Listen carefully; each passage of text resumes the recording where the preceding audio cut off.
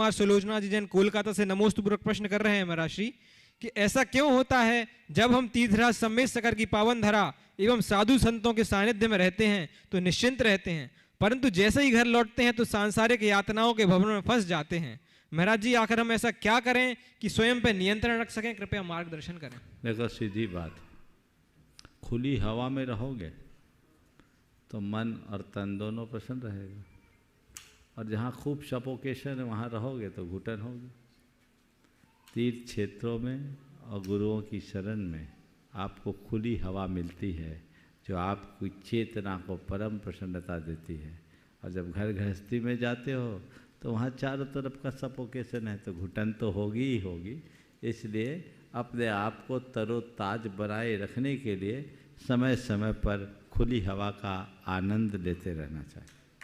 पुनीत जी वागजकर कोल्हापुर से नमोस्तुपूर्वक प्रश्न कर रहे हैं महर्षि कि अरब देशों में लोग रोज की जिंदगी में अभक्ष का सेवन करते हैं, तो उसको पकाने और साफ करने के लिए हल्दी पाउडर की जरूरत होती है, तो क्या हमें उनके साथ हल्दी पाउडर का व्यापार करना चाहिए? किसके लिए? अभक्ष सेवन करते हैं, उसको पकाने और साफ करने के लिए। काय का हल्दी पाउडर? जी। आप अगर अभक्ष को साफ करने के लिए हल्दी पाउडर बेच रहे हो, उनको पकाने के लिए बेच रहे हैं, तो आप पाप के भागी। और हल्दी पाउडर बेच रहे हैं तो कोई पाप के भागी नहीं है। अब आपको ये देखना है कि आप किसके लिए बेच रहे हैं। इसी प्रकार आपके प्रसंग में कहूँ, मीट मसाला, अगर इस नाम से कोई चीज़ है, शायद आता है, और अगर आप उसके कारोबार कर रहे हैं तो पूरी तरह उसके मीट खाने का अनुमोदन जन्य पाप आपको मिल रहा है।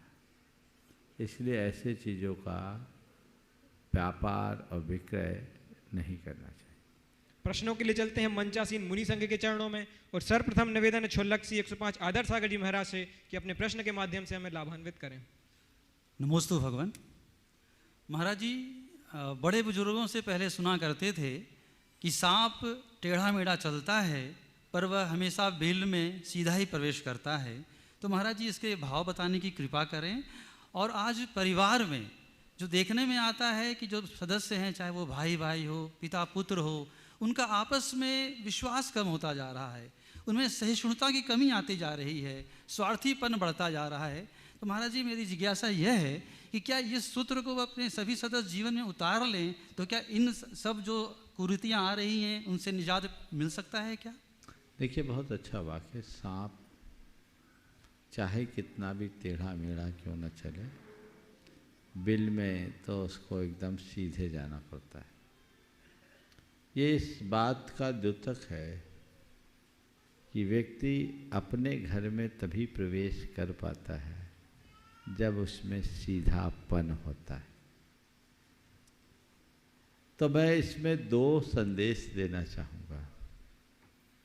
अगर अपना घर यानी आत्मा से अपना संपर्क बनाए रखना चाहते हो तो एकदम सीधे हो जाओ, और बाहर में भी अपने घर में घुसो तो सीधे होकर घुसो, कुटिलता छोड़ करके घुसो, नहीं तो सांप से भी खतरनाक माने जाओ। समझ गए?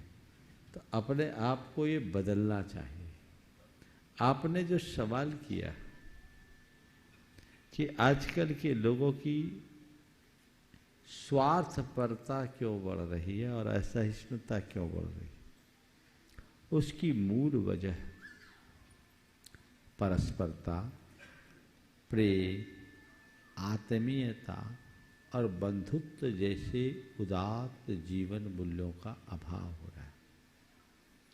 आज लोगों की पूरी सोच विशुद्धतया भौतिक और व्यावसायिक बन गई, और इन सब के कारण व्यक्ति का चित्त बहुत अनुदार और चिंतन संकीर्ण होने लगे।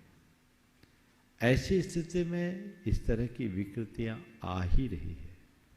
इससे बचने का एक ही उपाय है, वह है व्यक्ति के हृदय में अध्यात्म का प्रकाश प्रकट करना।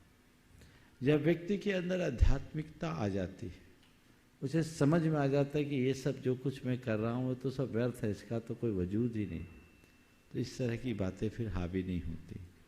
लेकिन अब तो पूरी तरह उपभोक्तावाद हावी हो गया है और बढ़ते हुए इस उपभोक्तावादी सोच के कारण व्यक्ति अब और बाकी चीज़ें सोच ही नहीं पाता। तो अध्यात्मवाद का विस्तार करना होगा। हर व्यक्ति को एक पाठ पढ़ना चाहिए कि मैं कौन हूँ, मेरा क्या है। जब व्यक्ति ये जानने लगेगा कि मैं एक आत्मा हूँ, तो फिर बाकी बातें अपने आप गौण हो जाएगी। हम लोगों की सबसे बड़ी कमी ये है कि पूरी जिंदगी जी लेते हैं, अपने आप को नहीं पहचान पाते। ये अज्ञान ही हमारे जीवन का अभिशाप बना हुआ है। जब हम इसका निवारण करेंगे तभी जीवन का सच्चे अर्थों में उत्थान